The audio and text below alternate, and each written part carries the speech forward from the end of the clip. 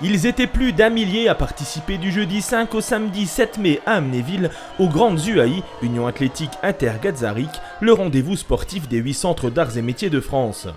Confié chaque année à l'une des 8 écoles participantes, à savoir Bordeaux, Angers, Cluny, Lille, Paris, Metz, Aix-en-Provence et Châlons en Champagne, l'organisation de cette 42e rencontre interétudiants a été attribuée au centre de Metz. Il s'agit donc des Olympiades de l'école. Ce qui réunit sur plus de 14, on va faire plus de 14 sports en compétition donc, entre les 8 centres différents de la France. Donc ça va dans toute la France, que ce soit de Lille à Bordeaux, Aix-en-Provence, Cluny, Metz. Donc c'est les grandes UAI, c'est vraiment le rassemblement, un des plus gros rassemblements de l'année pour les étudiants des arts et métiers. C'est l'occasion de tous nous rencontrer, car on est tous entre nous dans les campus, mais là c'est là où on fait vraiment partie de l'école entière, pas juste d'un campus. Un événement d'envergure organisé donc par l'école de Metz, mais pourquoi me diriez-vous celui-ci se déroule-t-il à Amnéville? Explication. Parce qu'on y a trouvé du répondant et une municipalité très motivée, un service des sports très efficace et surtout beaucoup d'infrastructures, donc il n'y a qu'à voir. Derrière moi, ici, on a le Palais des Sports, on a un superbe terrain de beach volley, on a un superbe terrain d'athlétisme, des installations inédites aussi comme le Snowl. Donc voilà, pour nous c'était l'occasion de rajouter un peu de pétillant dans l'événement. On a osé s'éloigner du centre de Metz, ce qui a été une épreuve dans la logistique parce que c'est un événement qui est organisé par les élèves, pour les élèves. Donc on fait certes appel à des prestataires, mais voilà, la main d'œuvre c'est les étudiants du centre de Metz cette année et ce sera les étudiants du centre de Cluny l'année prochaine. Durant 3 jours, les étudiants ont fait montre de leur sens de l'organisation en gérant parfaitement les différentes rencontres sportives ainsi que la logistique nécessaire au bon déroulement du week-end. Une gestion sans faille qu'ils ont pu assurer grâce à de précieux soutiens. Historiquement, aux arts et métiers, il y avait des professeurs, à l'école d'arts et métiers, il y avait des professeurs de sport qui organisaient cet événement chaque année.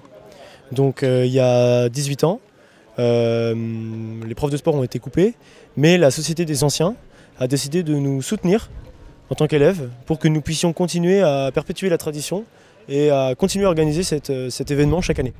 Donc la Société des anciens nous fournit un soutien financier. Les élèves sont aussi sponsors de l'événement. Et enfin, libre à nous de trouver des partenaires tels que, vous voyez, cette année par exemple, on a travaillé avec l'entreprise Brita qui filtre l'eau. Et donc ils nous ont personnalisé un modèle, tout dernier modèle d'une carafe avec notre logo. Et donc en fait on l'a vendu aux élèves qui venaient prendre part à l'événement.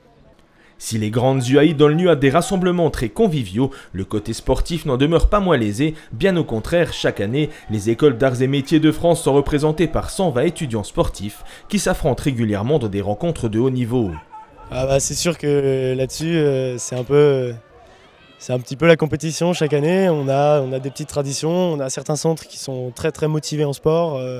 On a remarqué que c'était les centres du soleil comme Aix-en-Provence, Bordeaux. Et donc c'est vrai qu'en rugby chaque année, Aix-en-Provence, Bordeaux, c'est toute une histoire. Mais globalement, on a tous les centres qui ont leur part d'excellence et chaque année, on négocie un petit peu pour compter les points. Transformé en véritable temple du sport, le Galaxy a été le théâtre de nombreuses rencontres haletantes. Basket, handball ou encore badminton y ont été pratiqués 3 jours durant.